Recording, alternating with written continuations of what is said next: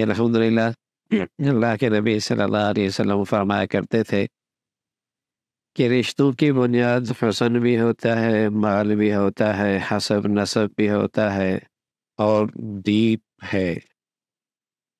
اور تم دین کو اہمیت دو گے تو کامیاب ہو جاؤ۔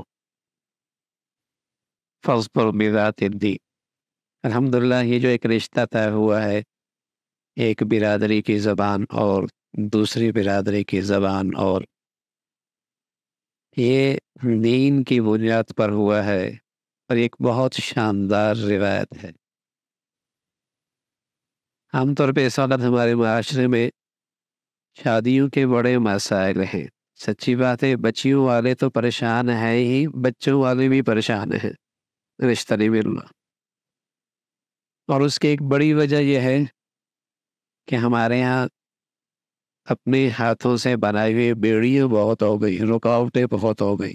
یہ اسٹیٹس ہو، یہ زبان ہو، یہ برادری ہو، یہ قوم ہو، یہ یوں ہو، یہ چیزیں اتنی بڑھتی چلی گئی ہیں کہ بچیاں بسا اوقات عمریں گزار کر سر کے بال سفید کر بیٹھتی ہیں، اور نوجوان بیچارے ان کے لیے جوانیاں بچانا مشکل ہو جاتا ہے۔ جو اللہ کے نبی صلی اللہ علیہ وسلم نے ایک بات بتائی تھی کہ مسلمان اگر دیندار ہو جاتا اور دین کی بنیاد پر رشتے ہونے لگتے تو زندگی کتنی آسان ہو جاتی۔ پھر یہ سمجھ میں آتا ہے کہ مزاج نہیں ملتے۔ ارے بھائی، ایک باپ کے دو بیٹے، ایک باپ کے دو بہن بیٹیاں، ان کے بھی تو مزاج مختلف ہوتا ہے، اور سچ بتاؤں اگر دین نہ ہو تو وہ بھی آپس میں اچھے طریقے سے نہیں رہ سکتے۔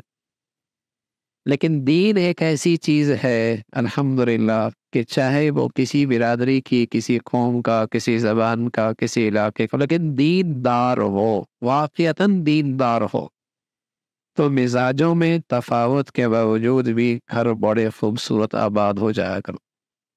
فاظفر بذات الدین، دین ہے۔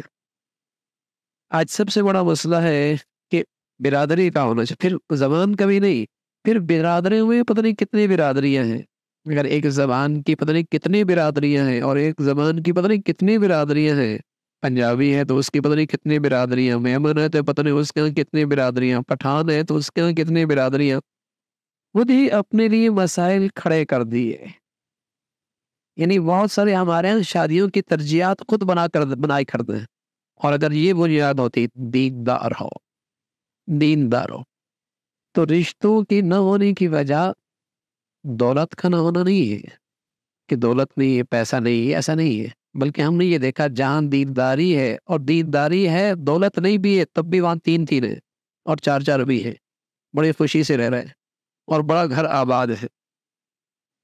تو مسئلہ دولت نہیں ہے کہ خوشحالی نہیں ہے، فراوانی نہیں ہے، اس لیے رشتے نہیں ہوتے۔ سچ یہ ہے کہ معاشرے سے چونکہ دین نکلا، دین کی اہمیت نکلی، دین زندگی میں ترجیح نہ رہا، دین زندگی میں ترجیح نہ رہا، رشتے ناتوں کا، تعلقات کا، ملنے جلنے کا دین قابل ترجیح نہ رہا، اس لیے مسائل کھڑے ہو۔ ترجیحات بدل گئی کہ زبان کا ہو، قوم کا ہو، برادری کا ہو، اسٹیٹس یہ ہو، ڈگریاں یہ ہوں، فلاں یہ ہو، یہ جو ترجیحات بدل گئی اس لیے مسائل کھڑے کر دی۔ اور اگر دین ترجیح ہوتا ہمارے معاشرے میں کہ دین ترجیح ہے تو یہ چیزیں بہت آسانی سے حل ہو جاتی۔ اور دین ایک ایسی چیز ہے کہ نیک رہ، میاں بیوی نیک اور ایک، میاں بیوی نیک اور ایک، یہ دنیا کی جنت ہے۔ میاں بیوی نیک اور ایک، یہ دنیا کی جنت ہے۔ ہاں، نیکی کا مفہوم ہے۔ رسول اللہ صلی اللہ علیہ وسلم سے پوچھا کہ یا رسول اللہ احب ان اکون اعبد الناس، ورنہ آج کیا نیکی کا پیمانہ تو عجیب و غریب ہے، جو عید کی نماز پڑھ رہا ہے وہ بھی نیک ہے، جو جمعے کی پڑھ رہا ہے وہ بھی نیک ہے، جس کا سارا دین مسجد تک ہے وہ بھی نیک ہے۔ اللہ کے نبی سے پوچھا گیا یا رسول اللہ احب ان اکون اعبد الناس، میں سب سے زیادہ نیک بننا چاہتا ہوں۔ آپ نے فرمایا اتق المحارم تکن اعبد الناس، حرام سے بچ جا، سب سے بڑا بزرگ بن جائے۔ حرام سے بچ جا، سب سے بڑا بزرگ بن جائے۔ اگر ان آنکھوں سے حرام نہ دیکھا جائے تو پھر بیوی کی محبت کی مٹھاس نصیب ہوتی ہے، اور عورت با حیا ہو، با کردار ہو، اس کی آنکھیں شوہر سے نہ ہٹتی ہو، پھر اسے شوہر کی زندگی میں راحت اور سکون ملتا ہے۔ لیکن اگر ان آنکھوں سے حیا رخصت ہو جائے اور یہاں حرام کا ارتکاب ہو تو حلال کی لذت ختم ہو جاتی ہے، حرام کی کشش بڑھ جاتی، حلال کی لذت نہیں رہتی، حرام کی کشش بڑھ جاتی ہے۔ اتق المحارم تکن اعود الناس، حرام سے بچ جا، سب سے بڑا نیک بن جائے گا۔